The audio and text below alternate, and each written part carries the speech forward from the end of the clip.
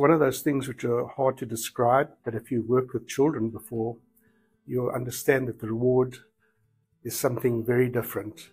Somehow you touch these people's lives and you really make a difference. Working with the kids, and it helps you remember growing up and what kind of struggles you went through learning to read. It, opening up their world for them kids just gives you a real pleasure. The children come in, I would say flatline. And when I see them at the end of the year, it's like a balloon going up. They have such joy in reading, which is what I want to impart to them, the joy of reading. It's very rewarding starting with them and watching them grappling to get onto the ladder. It's very fun to look at the end of the year and see how they are now making progress. Just watching the kids open up and go from very, a shaky grasp of reading to being able to read with fluency and enjoy themselves. One of my most rewarding experiences was with a little boy, and all he would do was tell me, "Miss Janet, I can't do this. This is too hard." I was his tutor for, I think, 3 or 4 years, and it made me so proud because at the end of my time with him, he was so proud of what he could do. And many of these children may never travel anywhere. One little boy I had never went to the zoo, but I told him we could study all kinds of animals through books. Reading is what made me successful. Reading is what, opened up entire worlds for me. But I think one of the most important things is to be able to see what the world looks like through a child's eyes. And often, even as we get older, our eyes become a little bit jaded. The world is very different when you watch it through a child's eyes. Today, my guest on the From the Hart podcast, which is presented by the First Bank Center for Family-Owned Businesses, is a dear friend of mine that I have an opportunity to serve with in our community. We both sit on the board for the Parentis Foundation and the Institute for Community Impact, and I'm sure we will talk more about that during this conversation. Janice is the Executive Director of Parentis Foundation. Janice Frechette, Orange County native, lives in Orange County with her family. She is a mother to 3, grandmother to 6. If you're watching this, you're not going to believe the grandmother part. Of course, I'm a grandpa to 9 too, and I'm sure other than the gray hairs that I have will give it away. With Janice, there's no dead giveaways at all, other than the heart that she has for those kids. So, Janice, it's good to see you. I'm glad we had a nice prep call last week in preparation for this conversation. I'd love to just start by having you tell us a little bit about Parentis Foundation, what it is, and then we'll dive deeper into how you got started and how people can get involved and all of that. But just welcome, first of all, to as guest number 106 on the From the Hart podcast, presented by your bank, First Bank. That's right. First Bank has been a great supporter of Parentis Foundation. So what a great lead-in for me being able to share what Parentis Foundation is all about and our connection with the Paskies. It's just been quite a journey over the last 8 years, and I'm honored to have you part of that journey. So Parentis Foundation is the nonprofit affiliate of Parentis Health. Okay. Parentis Health serves senior citizens in the community through home health, home care, hospice, residential boarding care homes, transportation.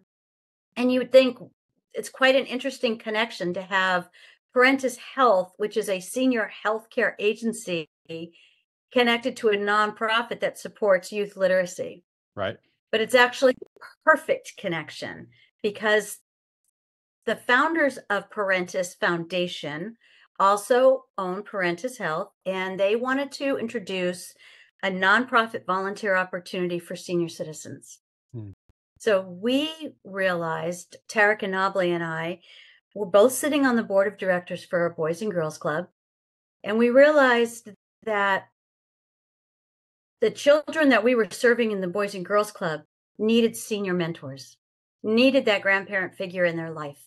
And here we have this company that supports older adults through healthcare, but we also wanted to give them intentional volunteer opportunities to serve in the community. So we found the perfect match of pairing older adults with children, and who better to teach them about literacy than people who truly understand the importance of reading and literacy in their life. So that's really, in a nutshell, how we came about. And we initially partnered with AARP Foundation, and they were a fantastic partner for us.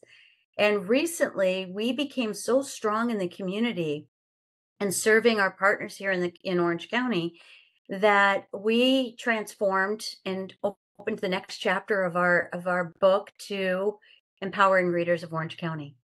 So we're really excited about launching that this year. Same.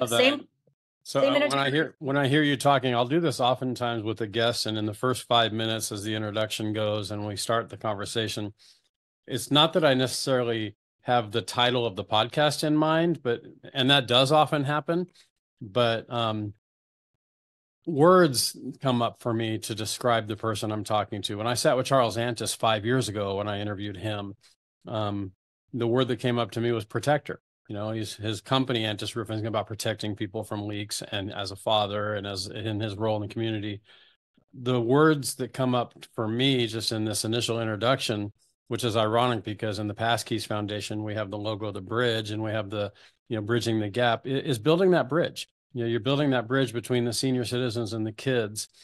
In your bio, you shared, and in conversations, I already knew this about you anyway, that your passion for service started really young. I mean, 3rd grade or younger, you were serving in the community.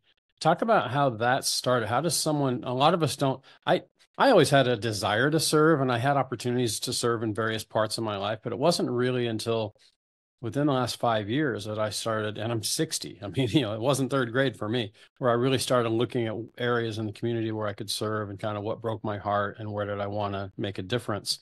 This started for you kind of out of the womb. Talk about that. How did that start for you? So it was, I think I had the fortunate opportunity to go to an elementary school in Garden Grove that it had both regular ed and integrated services for severely handicapped children. And it was called DCH, Developmental Center for the Handicapped. And this was, oh my gosh, in the mid 70s and mid to late 70s. And I was able to go across from my 3rd and 4th grade class, 5th grade, 6th grade, all the way. I did this all the way through high school, but I would go over every recess, every day after school, and help in those classrooms as an aide. I'd either sit and play games with the kids, or I would help feed them, or I would walk them in their wheelchairs around the campus. I had a kind of a yearning and a desire and a connection with them. And I knew that no matter how severe their disabilities were, there was a soul in there that needed to be loved. And I was just always drawn to service and children that needed support. I loved being in the classroom with older adults. I was kind of an old soul. So I was always drawn to my mentors. I was from very young, the teachers and the people that were also working in the school. I was very fortunate that I had teachers in my elementary school that didn't hold me back. Right. They saw that I wanted to encourage you. And it's rare. I mean, for them to see a child who's taking to service and being so outward focused. When you're 9, 10, 11, 12 years old, you're not very many are focused on other people. Not many 35-year-olds are focused on other people. So that's pretty rare for them to see that. So I'm sure they encouraged that and wanted to foster that as much as possible. And I was really fortunate that they saw that and didn't hold me back. Yeah. And it really started to then shape what I wanted to do as a career, what I wanted to do in service, why I was always drawn to help other people. And so it really started that young. Nice. I love that. How do you decide now in the role that you're in, and your Boys and Girls Club and the Parentis Foundation, and obviously your own foundation with Parentis, and the Temple Calvario with our friend Janet, who's also on our board. How do you decide? You probably said no more than you said yes. If you're like me, we get a lot of requests to be on boards for a variety of reasons. Where do you say yes and where do you say no? It's such a great question. And I actually, Brian Powell is my mentor and coach from Executive Coaches of Orange County. Mm-hmm. And I was so fortunate to get involved with Brian, and he helped give me a compass and understand that no is a complete sentence. Yeah. And that's hard to learn. Yeah. And Simon Sinek's What's Your Why? Mm-hmm. Yep. And bookshelf back here. Yep. It's online right here somewhere. Yeah. Yeah. And buried behind all the trinkets and bobbleheads. Yeah. exactly. And he really had me think about where it feels right. Mm-hmm. And everybody has nonprofits and charities that speak to them. And some you donate because you have a friend who's involved and you want to support them. Yeah. Yeah. But when it comes to really deciding what I was going to do with my time, it was children and the elderly. And I was super, super drawn and felt like older adults in the community who don't have family and don't have a voice and don't know how to navigate senior care through healthcare, through resources. I really felt they had to have an advocate. So starting Parentis Foundation just felt like an absolutely perfect fit. Yeah. And, giving the voice and the resources to the kids, but connecting them with older adults who really, they become their focus. It's not an afterthought. It's not when our volunteers are with the kids, it's 100% them with the kids. Yeah. And they're not distracted.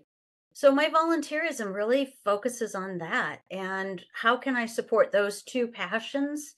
And then how can I help support other nonprofit success? Yeah. Like, we do so much of that in the community, Ed, where we're able to connect. We're great connectors. Mm-hmm. And you know what? I might know somebody that's going to help Dawn from the Wooden Floor. I know somebody that's going to help Julie from Teen Kids, or Naruse, or whatever, all these wonderful organizations we learn about. I may not be able to give them all of my time, but I love to connect them with people that I meet. Yeah. And those connections oftentimes are so much more valuable than our own time or our money, because then, it just opens up windows of opportunity for that person to then be able to serve. All right. So I have a question for you, and I know the answer to the question is going to be both, but then I'm going to ask you to expand on it. So you have senior citizens serving children, and you've seen countless examples of both lives changing as a result. I mean, they say it's easier to serve than to be served. I know when I've been sick, it's much easier for me to find somebody who's sick and go take them a meal, or for my wife to do it. I like to take credit, but I go along, but she does all the work and all the service. But it's harder to be served than it is to serve. But when you see these elderly people, these senior citizens serving these children, obviously both sides are lifted. Can you share a story or two of maybe a surprise that was shared with you where, an older person was serving a child, or a child, just anything that jumps out in your mind of just an aha that you saw or heard about from a child or from an adult in one of those relationships, with whatever you can share? Do we have enough time? I was going to say, there's probably a lot. I could probably do a whole book about over the 8 years that we've been serving children in our seniors. The one that I think inspires me is 8 years ago, we had our very first volunteer training. We bring all our volunteers together, really robust training. And this particular volunteer, our volunteer is 76 years old, and we have almost 200 volunteers now. Wow. So this volunteer was in her early 70s at the time. And the day after the training, she had a stroke. And it was severe enough that she could not care for herself. She had to go back east and live with her sister. And her driving force to get better was to come back and serve the kids in Rancho Santa Margarita. Wow. A year later, she was strong enough to come back and tutor. 8 years later, she's one of our lead tutors, psych coordinator, one of our best investors in our program, both financially and in time.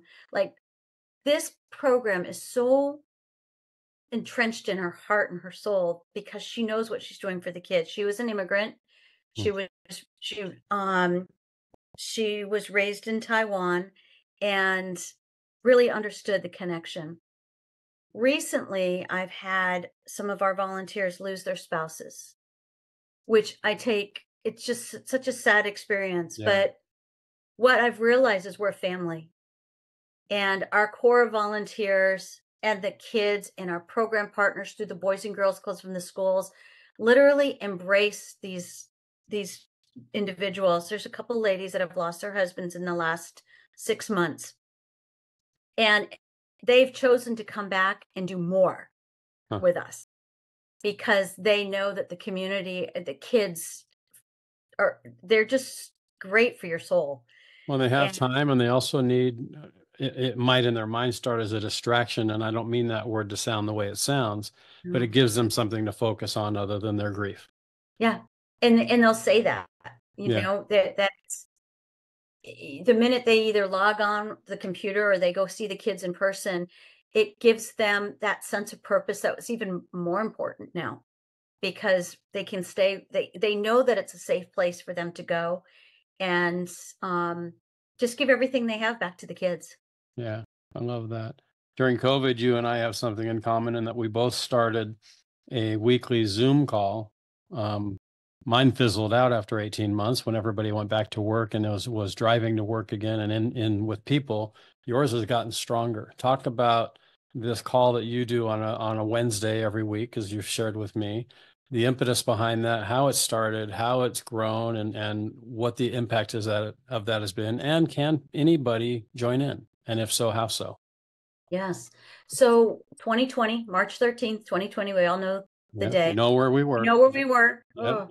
I knew that closing down our doors and not being able to serve the kids and not being able to connect to our senior volunteers was just not an option. Yeah. They both needed it more than ever at that point. They both needed it more than ever. And I had no idea how we were going to do it. I mean, again, this is a story you've heard time and time again. Yeah. But I figured out where to find the gentleman who was running Zoom for Education out of Florida. I figured out that he'd answer his phone if I got up at 3 a.m, and I called him at 6 a.m. because he was getting up and ready. Right. And he helped me. Every single night this happened until he helped me set up our Zoom account. And we trained all of our volunteers at the time. There was about 75 of them at the time. We're up to 200 now. Wow. How to get on Zoom.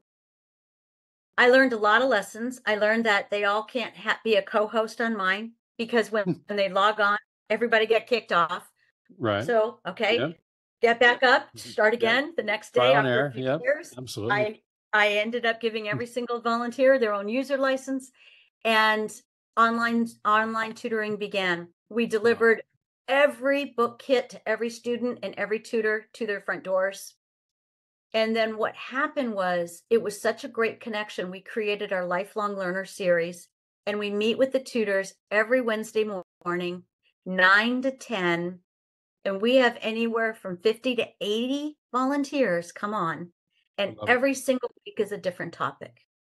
Nice. So it's either about what we need to do for tutoring, best practices on the science of reading, or how to handle a squirrely child and best practices of behavior modification, to how to eat healthy in the summer. You know, what is good hydration in the summer? Cybersecurity, how to make sure you don't get scammed during the holidays. So we always have these wonderful guest speakers in training opportunities for our seniors. And it's become the Lifelong Learner series now. Wow. And even some of our volunteers who cannot leave their home because they're medically fragile come on every single Wednesday for this connection. And it might be the only connection they have all week in many cases, which is sad, but it's also exciting that they do at least have that. I know that, the world shut up in the summer. Yeah, when the world shut down in March of 20, as you alluded to, we couldn't go visit my dad for a little while, who was in his 90s, and elderly people were lonely, and children were, the running joke was they were being homeschooled by alcoholics. People were staying home drinking during the day, teaching their kids. Our world in 20 years is going to be led by kids who are homeschooled by alcoholics. That's that running joke. And I don't mean to make light of that at all, but there's just, the world was just so different. And yeah. So was there a temptation once the world kind of came back? I mean, so much of what you do is online, so probably not a temptation to shut that down or slow it down. And it feels like, and sounds to me like what you shared when we spoke last week and now today, that it's actually, from 75 to 200 volunteers, that it's continuing to ramp up. We have volunteers because we can offer them a virtual option. Mm-hmm. Ideally, we love to be in person with the kids, and there's nothing that replaces that in-person connection. But there is also a time and a place to have a virtual tutoring session, whether we're in school and the schools prefer it, because there's no parking. If you ever try to go to elementary school in the middle of the day, there's zero parking. Yeah, grandkids in elementary school programs and things like that. It's park a ways away, that's for sure. Right. So we realized that we had an obligation to continue with our volunteers that could not be in person. Volunteers that were living in San Bernardino because they had to go move with their families, and a lot of people ended up moving away because they had to go live with somebody to help care for them. We have people in LA, in San Diego, and San Bernardino County, but they all can Zoom in, and we have such robust training that they're not afraid of it. Yeah. And they're one-on-one with the kids. So the kids feel so connected. It's like you and I talking right now. Yeah. I feel like we're in the same room. Yeah. That's exactly how the 40 kids miles are. away from each other, but we could be in the same room. Exactly. So, no, it was never an option to stop. And one of my tutors called during the summer because we take a little hiatus, and she's like, when are we bringing coffee chat back? I miss everybody. Yeah. And I was like, okay. All right. Yeah. Service before self. I might have been tired coming up with a lot of topics, but God has a plan. He always gives me an idea to talk about. So. Well, I love that you even included in your bio, and I have it in bold. I don't embolden a lot of things in people's bios, but this one didn't. And you just said it, key point, always lead a life of service before self. And that was from earlier in this conversation, obviously ingrained in you at a young age. How do you make sure? I ask this question of family business owners a lot, or business leaders in general who manage multiple venues. Like the headquarters could be in Irvine, but they have offices all over the world. How do you make sure that, because most of the people that you work with, you may never meet in real life, you have them as volunteers online. How do you make sure that the culture and the values and the vision of your values and your vision and your culture, not to mention Parentis Foundations, are instilled in them, so that you don't want them teaching your way. You want them teaching their unique way, because that's what you value in them, is their uniqueness. But how do you make sure that you maintain that culture and that message of what Parentis is all about when you have 200 volunteers from everywhere? That is such a good question. And it is probably the thing I'm most proud of, is the fact that we have such a great training program.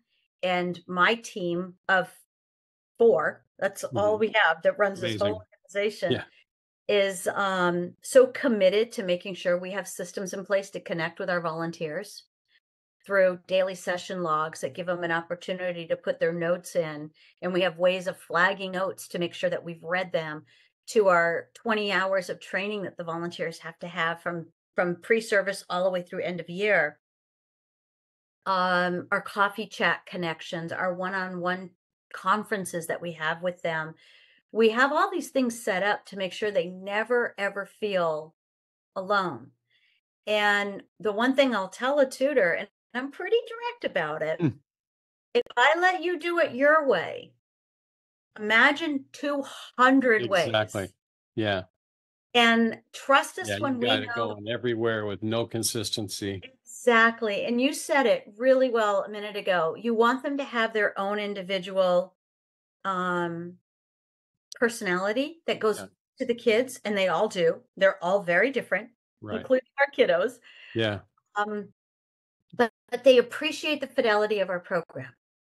And if they're confused about it or they're questioning it, they always know that we have an open door policy to come and conference with us, and we'll give them solutions. So we've written our own curriculum. We provide all the materials. So there isn't any guesswork. And I don't know if you've ever been to a volunteer opportunity where you walk through the doors and you're like, I'm here. Yeah. What do you want me to do? And no one recognizes that you're there. And 20 minutes in, you're like, I could be home having breakfast with my family and no one would care.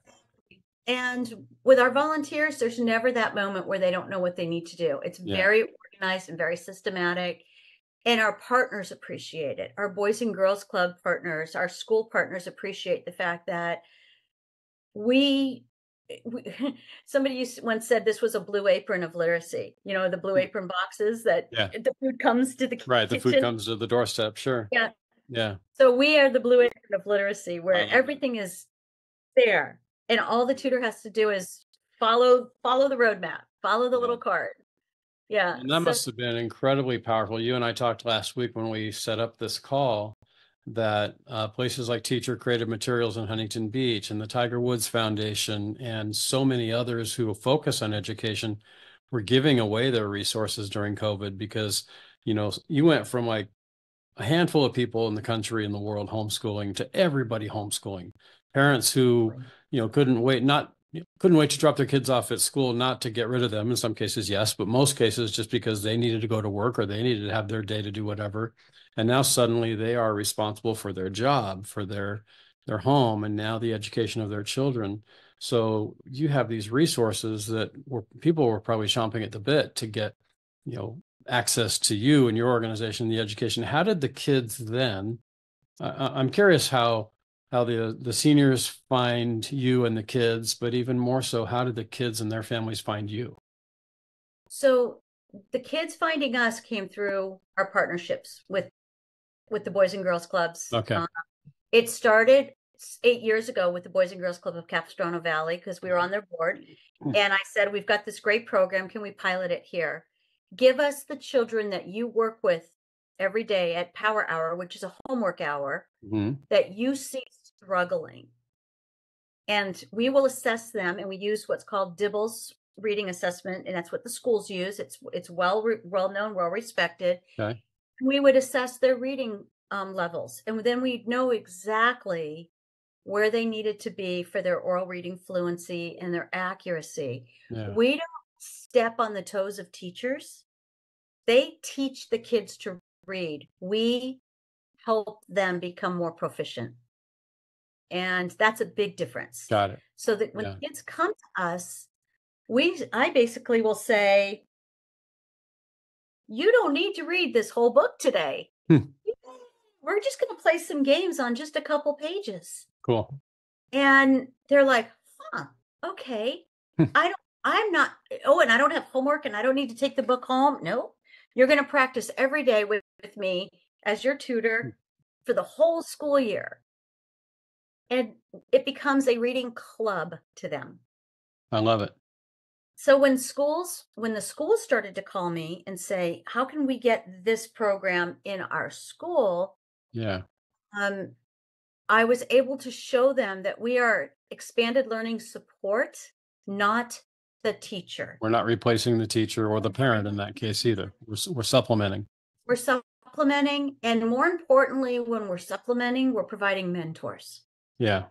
And that child who has already realized that they are, as they use bad readers, at 8 years old, they've already figured out that they're bad. They're bad readers. These are words they use. Right. And we need to take that wall down and show them how empowered they are, that they have the skills. Yeah. And here's this senior grandparent figure ready to say, it's just us. You can make a mistake. Yeah. You can make. You're not being graded with this. You're not being judged. You're not, We're in no hurry. I'm here all school year. Yeah. So this is your journey. Let's go. And it's amazing how much the kids connect. Yeah. And all of a sudden you see that little boy with the hood on who's like this, who doesn't want to talk, who doesn't want to do anything. They're kind of, even online, they're kind of coming into the camera they start with their head below the monitor, and they're all of a sudden they're up and they're laughing, and Yeah. it's magic. And there's You can no tell better when someone engages, even on a screen, even in a 1 or 2 dimensional screen, when they're engaged. I taught for a long time at the university level and some high school as well, and even during COVID. And they go from totally disengaged, their camera's not even on, or you call on them and they don't respond because they're either not there or they're or they've made a figure of themselves. Yeah, here's a action pose of Ed Hart standing like right here. It's like, wait, you're not moving. I should be able to figure that out. But so you obviously engage the seniors, you engage the kids. What kind of stories have you heard from the parents of these kids or the teachers of these kids? And those are at least 4 communities that I know you hit. There's probably 10 more, but the obvious to me, the seniors who are mentoring, the kids being mentored, the parents of the kids and the teachers of the kids. Talk about those parents and those kids and what you hear from them. So I'll go with the parents first, because as a parent and as a grandparent, I have trouble getting my grandkids to sit and read with me. Mm-hmm. I can read to them, but for them to actually do the physical work. Most of them want this. I'm holding up an iPhone because they want to play games on it. Absolutely. They've got way other things, many more things they want to do. And the parents are just basically getting through the day. Yeah. And, that by the time they get them home from school and after school activities, it is impossible to get them to practice for 20 minutes of reading. And if you send them in the corner, they're not. Yeah. So I had a mother come up to me. I didn't even know who she was. And where it was? It was at our expo. I believe you were there for the OCNRG group. Yeah. Last year. She came up to me and she's like, "Your Parentis Foundation, you have the reading club at my daughter's school." Just started to bawl. Mm-hmm.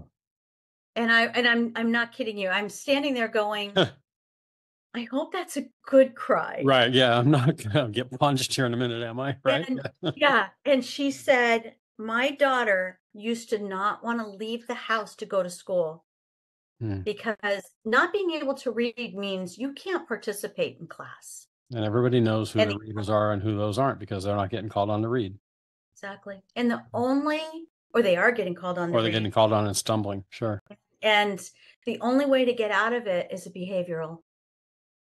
So yeah, it's not that they have challenges behaviorally. It's that's a coping mechanism to do something you're not good at. You need to get out of class. And it's a great way to get out of class or to get passed over. And that happened a lot during COVID when there was 15 to 20 kids on a screen and you didn't have the answer. They didn't have time to wait. They were moving on. Yeah. And so we have a whole bunch of 4th and 5th graders and 6th graders who were victims of that, who were really, in that crisis. But she said to me, my daughter loves going to the reading club. And the teacher has said that she's more confident in class now. And it wasn't anything huge that we do. We just give them the space to practice. Yeah. And as much as they may try to push the tutor away by all the behaviors they've learned that have been effective in the past, they keep coming back. Yeah. They're showing the kids that they're unconditionally there for them. And it built her confidence up more and more and more. For the teachers, we had at Heroes Elementary School in Santa Ana. We've been there now 3 years. And the teachers and the kids did a whole video for us, and we're going to be putting it on our website. And we're thankful for you. Nice. And for your volunteers. And every teacher, they don't look at it as extra work for them. They are just so grateful. They've got all these extra eyes and hands on their children that can help augment what they can't do in the classroom because they don't have enough time.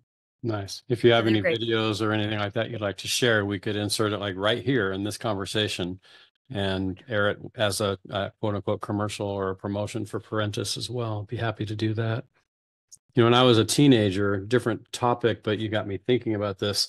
I was fortunate enough when I turned 12 that my parents said, hey, we can financially we're in a position where we can afford to I was the youngest of 5, and by age 10, I was the last one home. There's 8 years between child number 4 and then me. So I might have been that surprise or mistake, whatever you want to call me. I like to say surprise. My siblings say mistake.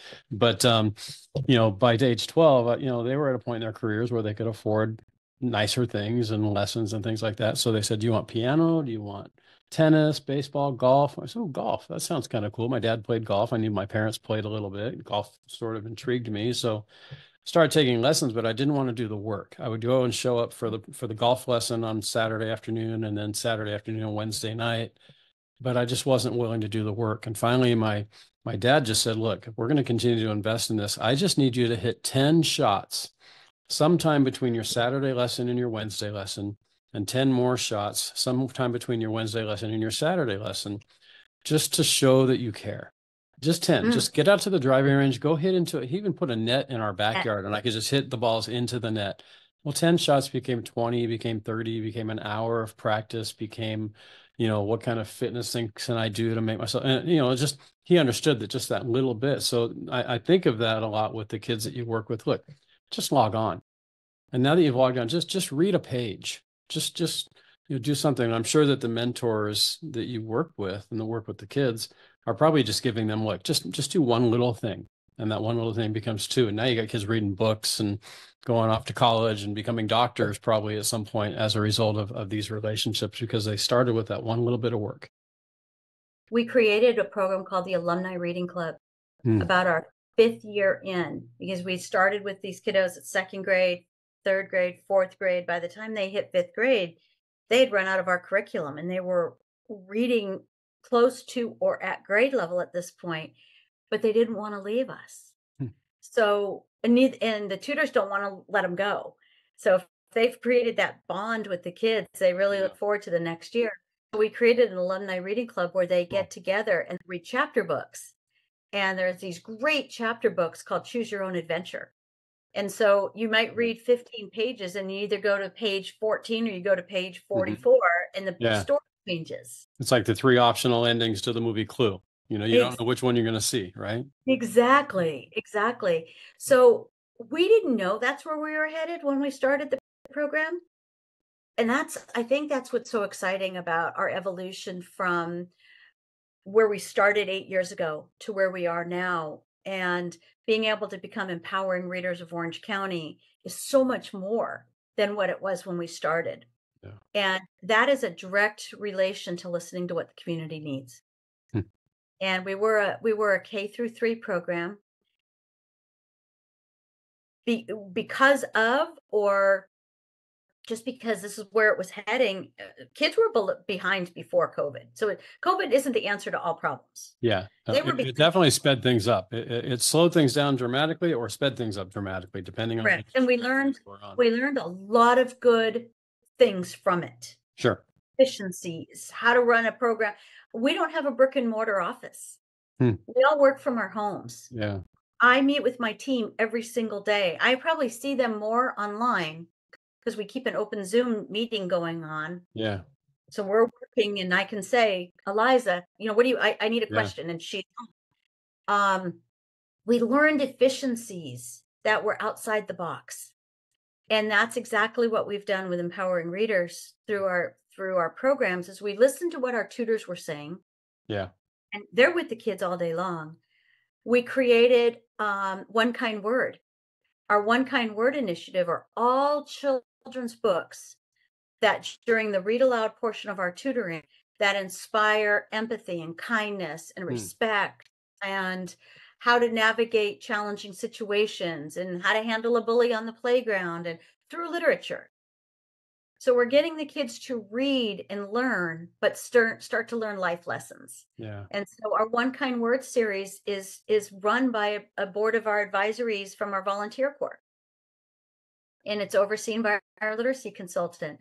And these all were not where we thought we'd start, but it's what's evolved. Yeah. So and I'll give Chris Bank about that, because they helped because of their funding and support for us. That helps us to buy that curriculum for it. So well, and appreciate you talking about that. That's something that the bank has done. The Dearberg family that owns the bank, and then the leadership of our organization we get asked to be involved in a lot of things. We get asked to write checks to a lot of things. We get asked to be at a lot of galas, and we get asked to, sponsor lots of things, and we do. But, and this isn't a plug to all of you who might be watching and listening today, but if it's about kids and about literacy and about families, you're going to get our attention. I can't guarantee we're going to write you a check or attend your gala, but I can guarantee you're going to get our attention, and something will be done as an organization, as individuals in the organization, as a family, as a business, as a bank. We will get involved if it has anything to do with educating kids, unifying families, creating opportunities for kids that might not have otherwise been there, and a lot of other things too. And that, that kind of goes to where I choose to serve. Not only do I choose to serve where First Bank supports me, but what touches my heart as well. So, certainly a litter of grandkids between us. Right. I think there's 12 or 15 or something between just you and me. So yeah, we're doing our share to keep this population going and to keep the need for literacy education for kids as well. Okay, a lot of different questions. A lot of people are probably listening and shouting, ask this, ask this. And so I'm going to try to listen to future listeners. What are they saying right now as they listen to this episode? Right. So turn around and look at your shelf. I mentioned to you last week when we talked, I might do this. What book up there draws you in first and why? So you're leaving on a vacation for 1 week and you only get to take one book that's on your shelf to read. Oh, gosh. What's the book? Well, and then obviously I'm going to go into why. Okay. So because I just came back from vacation. Okay. Should have asked this a couple weeks ago. Yeah. And this was the book I brought. Be well and stay positive. Okay. Be well and stay positive. There's a story behind this book, and I'm going to give a huge shout out for Dr. Greg Stone. Okay. He actually was on our Lifelong Learner series and recently spoke. He was a retired school principal for La Habra High School and was called back during COVID. He wrote these, it makes me cry when I read them. He wrote these, realized that his family and his staff were in crisis. And how was he going to unify a whole high school when it was not popular to go back to school and go on campus? Right. So every Friday he wrote to his family, Dear Griffith's family. And every Friday was a little words of wisdom. So they're 1-page words of wisdom. And ironically, the Fridays of this time in 2020 are the Wednesdays of my coffee chat. The dates align exactly this year. Wow, that's awesome. So this Wednesday, starting tomorrow, right? So tomorrow's 13th. Which wolf do you feed? Is the title of it. Nice. And all the proceeds of this book go to support scholarships for the kids at that school now. How did I know about him? He was introduced to me by one of my volunteers. Nice. And so when you said, what book would you pick? And I literally read this entire book on my way to Cabo. And I just kept looking at my husband and you got to hear this one. You got to hear this one. Finally, he's just like, all right, look, let's just read it together. Yeah. Obviously, I'm not going to read what I'm reading. So yeah. And because every one of them was like, so I asked him, I'm like, and it all led back to mentors in his life. And I spoke to you about my mentors when I was in 3rd grade, showing me how to work with kids that had obviously bigger challenges than I would ever have. Yeah. And all the way up through my life now, and now the mentors that I have in my world, including you. And I kept reading this and I was just so inspired that I had to share it with my coffee chat tutors and at Lifelong Learning. But I have one more. Okay. Oh, sure. Change the rules on me. I said one and she's giving us 2. Soul Sitter. Soul Sitter. I've heard of this one. Yeah. So Stacy Canfield, it was a friend of mine here in Orange County. She's since moved to Texas. She and I met at a e-women's networking group, and she started to talk to me about her hospice journey. Well, I told you that that's like one of my biggest passions is hospice care. Yeah. And be able to help families navigate through such a scary, scary time in their life. And this book, The Soul Sitter, is basically talking about three-legged stool and how you have to balance this journey of acceptance and fear and all the things that you need to understand when you're going through such a difficult crisis, but can also be a beautiful journey if you let it. Yeah. And so when you asked me the other day what was the first book I would have pulled off, I immediately looked at Soul Sitter. It's meaningful to me on so many levels, starting from my own journey with my mom when I was 26, and my entire life of being a caregiver for friends and family who were going through hospice, and not just the person going through it that was actually in transition, but the families, because there's so many dynamics and understanding and fear during that time. And I felt that's how I first started Parentis. I was their volunteer hospice coordinator. And then I told Tarek I can't have 2 full-time jobs anymore. Yeah. So I went to the foundation and obviously, history, but I never stopped this journey. I love that. So be well and stay positive is how I live my life. Well, yeah, you do. And when I think of positive people, I think of you. That's for sure. You're always smiling. In the Soul Sitter. Yeah. I love that. I think that's what drew me to you right away when we first met, probably through Passkeys, was just that there are people who just kind of light up a room when they walk in, and then the room goes dark after they talk for a few minutes. But there's people like you who light up the room, they walk in and it just stays light and gets brighter. You have this energy, this smile, this love for people that just is so obvious. We've been trying for a long time, you and I, to get together on this podcast. We've talked about it many, many times, and I'm so glad we're finally doing it, because I want the people who listen to and watch this podcast to get to know you the way I'm getting to know you, of that energy and that love that you bring. I think that's really, really remarkable. So thank you for being the person that you are and inspire. You mentioned me as a mentor, and I'm like, yeah, whatever, sure. Because, I look at you so much that way as well, what you do and the impact you're making and the people you're touching. I think that's why yeah, go ahead. Because we have that energy. Yeah. We could be really tired at the end of the day at a networking event. Yeah. We talked about that. Yeah. But I'm there because I care. Yeah. And there's always going to be somebody there who, maybe I need to meet, or they need to meet me, or going back to earlier in this conversation, maybe there's somebody there that needs to meet someone I know. I approach networking events and networking mixers and everything now with more, who can I meet here today or tonight that needs to meet someone I know? And when I look at it from that perspective, not what value can I add to them or what value can they add to me, I'm always thinking about that. But when I take it a step further, who's that third person that might not be here that when I meet Janice at this event, who you need to meet, Janice? You need to meet Don Reese, or you need to meet Dave Elliott, or, I'm using examples of people you and I know well and serve with, but 100%. Undoubtedly there's somebody in my circle that you don't know, and vice versa, that we think, wow, that'd be a really good introduction to make. So I want to shift for a second. You mentioned to me when we spoke last week, I have written down a bullet point, challenges and how overcame, but I'm going to take, instead of that question, I'm going to tie it more directly to a phrase you use, and I wrote it on a little yellow sticky when we talked last week, was you were a widow at 26, then you were divorced, now you're married to the love of your life.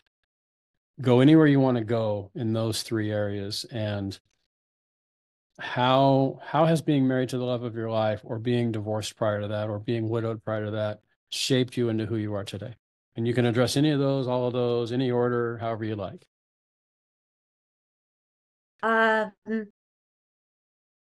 Tenacious. I've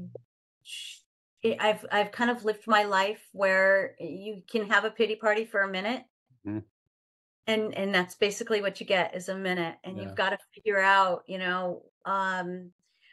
my journey hasn't been easy, but I feel so blessed that I am where I am now. I learned a lot. At 26 years old, my husband died in a car accident. I had 2 children. They were 3 and 6. My mother was terminally ill. Like, this is stuff books are written on. Right. And it's my journey. It's my life, but I would never, ever let it define me. Hmm. And I think I always used it as a way to show other people, and they may not even know my story. I may Right. not have shared it, but I've just shared that. I tell my team, there's never a challenge too big that we can't find a solution to. We may not know what the solution is yet, Yeah. but we'll find it. Yeah. And so when I lost my husband, 6 months later, I lost my mother. And then again, God puts people in front of you for different reasons. I met my husband shortly after my first husband had died in a car accident, and he had a 2-year-old daughter. And the mother came from a substance abuse background, and I realized I needed to be her mom. Hmm. Here I am Girl saving needed a role model. needed me. And my husband at that point, about a year later, we ended up getting married. I was vulnerable. My first husband owned his own business. So again, I figured out what I needed to do. We had a really good marriage for about 15 years and then realized that he wasn't my forever person, but I was always supposed to be my daughter's forever mother, and I adopted her. Wow. That's amazing. So he's still in my life. He's still, stepfather to my biological children. Yeah. But then come full circle, the man I'm married to, I knew at 12 years old. That's right. You mentioned that yeah, he videoed your wedding. Yeah. Crazy. And he's my forever husband. We reconnected in 2010. I was living in Connecticut. By the way, I'm born in Connecticut. Okay. So Yeah. born in Plainfield, Connecticut, little northeastern town of Connecticut. That explains why you went to school back in Connecticut. I was going to ask. Yeah. I grew up here in California because my folks moved out here. But when I was 21, I moved back to Connecticut and raised my kids. And Okay. that's where I lost my husband and met my second husband. Yeah. And then when all our kids were away at college, we realized that, we weren't connected to be married for life, but Yeah. our kids were good. So I moved back to California and Facebook. Found my friend Sam Ardinger, who is now my husband, who was a dear family friend when I was young, was going through a divorce. He had a friend who needed hospice care. I came in and started to help him with the hospice care, and his family had passed away, but it just became how we unified. And now we've been married almost 13 years and 6 grandkids later. Sam never had kids. Wow. I gave him 3 kids, 6 grandkids, and a whole lot of chaos in our life, and it's wonderful. Well, I can relate to Sam. As I mentioned to you before, never had any biological kids, but I've got 4 adult children, all in their 30s, and then a niece who's in San Antonio, Texas. It's like a daughter. So between her and the other 4, there's 12 grandkids, 2 girls, 10 boys, and so my wife gave me that gift, just like you gave Sam that gift. So on behalf of Sam, thank you. Because I know he feels half it, and you shared with me last week when we spoke, he's running them to practices and picking them up from school and doing the things that I get to do with my grandkids too, which is just awesome. It's the best thing in the world. He brought Owen to play golf at the San Clemente Golf Course this weekend. Nice. And Owen's in first tee. Wendy Williams played to Wendy Williams in first tee. Yep. Owen is in first tee and doesn't show a lot of initiative, very much like you as a kid, right? Yeah, he likes going, but he's not going to do much else with it. Yeah.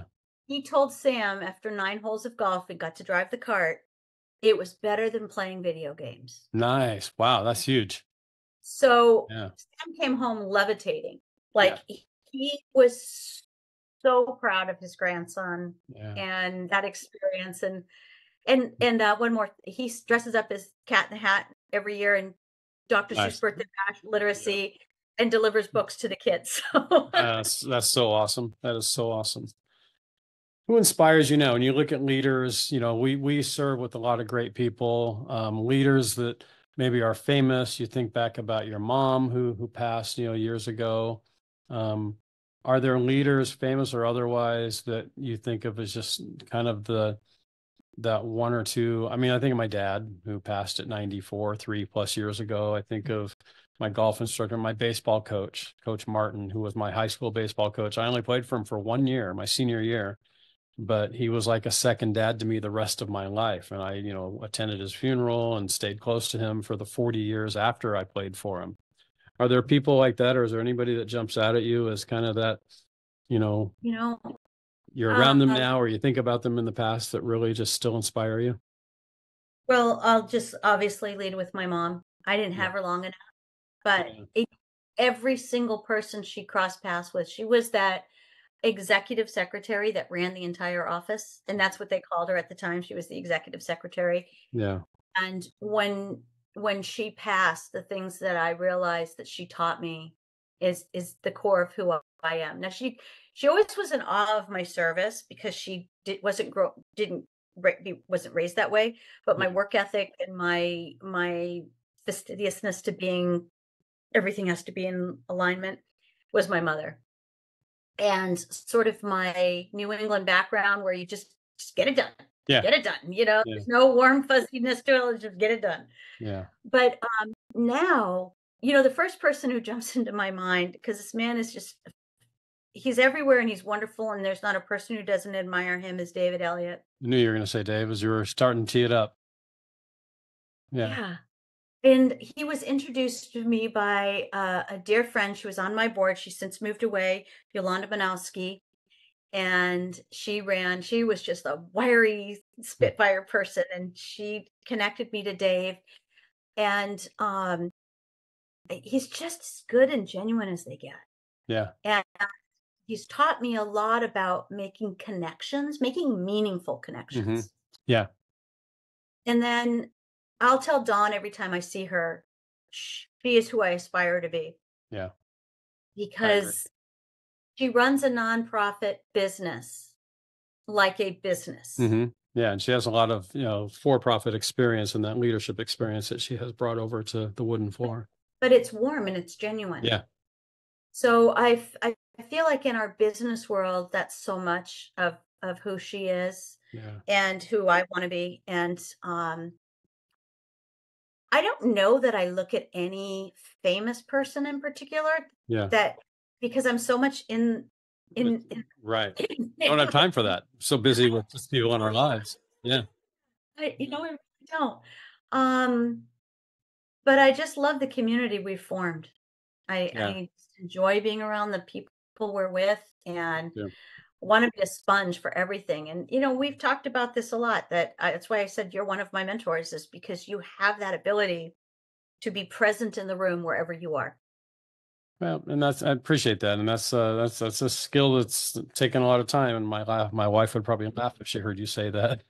Present, you're doing this and a million other things, but yeah, I mean, I do it for everybody else. I do think it's important though. And I think for those that don't know Dave Elliott, Dave's the CEO of the Santa Ana Chamber of Commerce here in Orange County, California. He also is the head of our nonprofit where Janice and I serve together, the Parentis Foundation. And Dave has that skill set like my dad, and I have told Dave this before, and there's a 25-year age. My dad passed 3 years ago, but they're about 25 years separate. But a skill set that my dad had and that Dave has is he makes you feel like you're the most important person. Even on an email, when he responds to me on an email, I feel like all he's thought about in the 10 minutes prior to and the 10 minutes after that email was me. When I know I'm just one of hundreds of emails, but every time we see each other, it's, hey, brother, big hug, and he knows a lot about me and my family. I know a lot about him and his. We've had a lot of sit-down coffees at Corner Bakery near his office. We just spent a lot of time together, he and I. But yeah, he has that unique skill set of just, like you just said, thank you, about me being present. He seems to be very present in the room wherever you are. So how can people get involved? So I live in a 55 and over community, gated community, 400 plus homes. Most of the people in this community are retired. I'm 60. I'm not yet retired. I'd say I couldn't give you a percentage, but my guess is it's an 80-20. 80% of the people who live here are retired. I also post all my podcasts on our little group me chat within the community because a lot of people have told me they like to listen. So talk for a minute to those 400 people who own homes here in my community and the thousands of others who hopefully might hear this, that are thinking about getting involved somehow. How do they get involved? How do they contact you? What are you looking for? What background or what have you do they need to have to engage with Parentis? Oh, thank you for that opportunity, especially where you live. because we are developing through the Fullerton Boys and Girls Club. I know you live up in that area. Mm-hmm. We need volunteers 50 and over. If Okay. you're 48 and you have time, you Yeah. have to be able to commit 2 days a week for the entire school year. Okay. And that's generally after school, 2:30 to 4, 3 to 4:30. Right. Be willing to go through So our right before dinner. No, I'm just kidding. Yeah, you're home by dinner. You're home by dinner. Yeah. You have to be willing. What do you need? You do not need a background in education. Okay. Most of our teachers or tutors weren't teachers. Yeah. You have to have the desire to help a child. You have to have an open mindset to be teachable, to understand that the children of today are different than the children that you either raised or were. Yeah. And we're really good at helping you navigate that. So you don't even need to come with that knowledge, but you have to have an open mindset to be teachable about it. Yeah. And then we don't leave you. We give you all the training you need with all the materials you need. You have to have a clear background check. Sure. You have to be viewed.